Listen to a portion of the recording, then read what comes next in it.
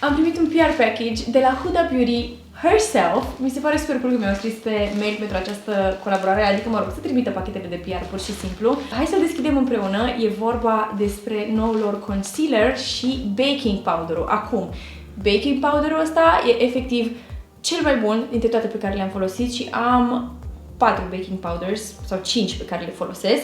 Deschidem pachetul, hai să vedem ce e în el și o să vă arăt cum se aplică concealerul, cât de bine arată. Momentan am doar un BB cream pe ten și ce diferență este before and after cu concealer și baking powder. Efectiv se șterge orice linie de sub ochi, mi se pare extraordinar, rezistă până seara, rezistă toată ziua, e impecabil pe ten și ceea ce îmi place super mult e faptul că am primit această nuanță Cherry Blossom, care era sold out peste tot, nu am găsit nici măcar în state, când a fost plecată Iua de la Vestige New York. Am rugat-o, te rog, du-te până la Sephora și am asta. Am avut efectiv o listă de 10 chestii care îmi trebuie și nu le găseam, printre care și Cherry Blossom de la Huda Beauty, nu a găsit-o nici acolo și vă dați seama că m-am bucurat super tare în momentul în care am primit acest pachet de PR și înăuntru era fix Cherry Blossom. Acum, pudra asta baking powder am folosit-o la recomandarea lui Carmen, mi-a recomandat-o acum ceva vreme și mi-am luat Banana Bread. Carmen cumva se dă cu un fondant de care e ușor, are un ton așa ușor mai gălbui. Banana Bread e nuanța pe care o folosește și Huda herself și știm că are total alt skin tone față de al meu și genul ăsta de ton care e cumva rozaliu, mi se pare că iluminează super bine sub ochi. O să vedeți aici în cartolina asta pe care o am că au mai multe nuanțe, inclusiv nuanța Sugar Cookie, care cred că este cea mai deschisă dintre nuanțe. Aici mai e prezentat Blondie, Coffee Cake și Banana Bread pe Huda. Adică uitați-vă la diferența asta care se vede efectiv aici. Ideea este că acest baking powder face efectiv toată diferența, pentru că această linie dispare. Să testăm concealerul și să vedem cum se aplică pe ochi, cât este de seamless. Acestui concealer îi spune Faux Filter Luminous Matte Liquid Concealer. Spune că are high coverage, dar poți să-i faci efectiv layering dacă vrei și mai mult high coverage și astăzi o să încercăm să acoperim această pată pigmentară și ce să vedeți funcționează, pentru că am mai încercat treaba asta. Deci you guys know, și înainte să nasc efectiv m-am dus la Sephora să-mi iau un concealer de la Huda Beauty. Îmi place super mult nuanța Coconut Flakes pe care o aveau în acel tubuleț cu aplicator de metal. Faux Filter Concealer, avem nuanța Cotton Candy 2.3B și o să o aplicăm sub ochi și blenduim. Zoom it in, Luci! Conceal Bake Snatch. Asta este un alt item care se afla în pachetul de PR și este această oglinjoară în formă de inimioară care o să folosim să aplicăm concealerul.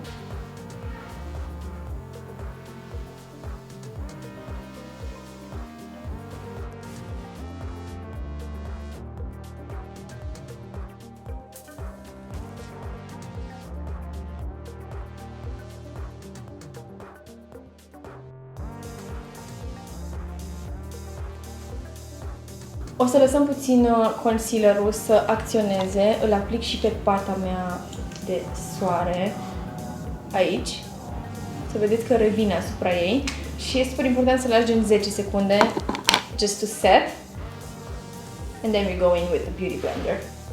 Să folosesc partea plată a Beauty Blender-ului.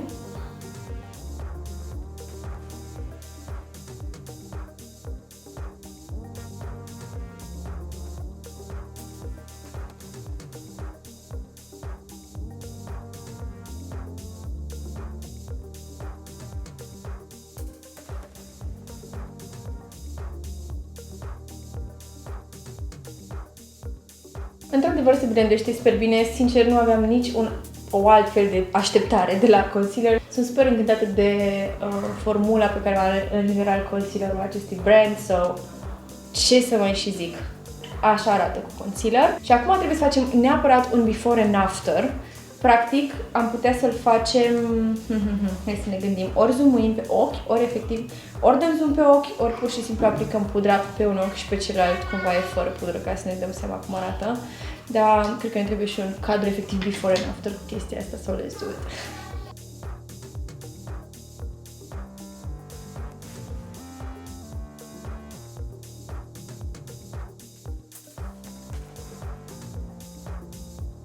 Totul pachetul de PR am primit acești mini bureței care efectiv se mulează perfect pe zona de sub ochi și mi se pare gen super cool.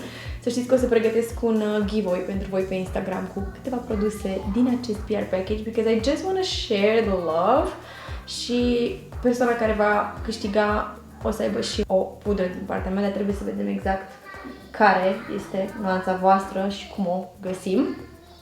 Am aplicat setting powder-ul și cred că deja se vede cât de blurat arată totul și efectiv, like, snatched, exact cum zice.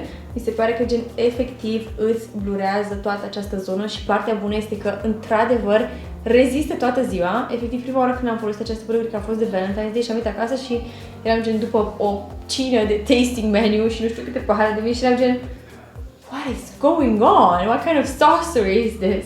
Arată super bine și se păstrează.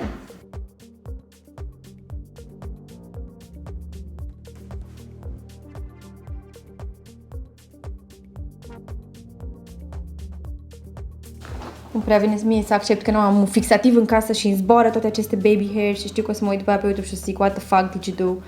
Dar e ok, nu e problema. Hai să vedem ce se mai afla în acest PR package. Am deschis deja oglinda pe care am folosit-o, care e super cute. Două nuanțe de concealer. Asta este Cotton Candy 2.3 pe care l-am și folosit astăzi. Acest kind of pizza pie sponge powder puff set îi spune, de fapt. Efectiv e ca o felie de pizza. I mean. Și presupun că este efectiv la modul, nu știu, îl poți folosi pe decolteu sau pe față, nici măcar n-am atâta frunte să folosesc genul ăsta de burețel, dar oricum, clar, atunci când vrei să aplici pudra, setting powder-ul pe toată fața, ăsta e super bun și poți aplica peste tot.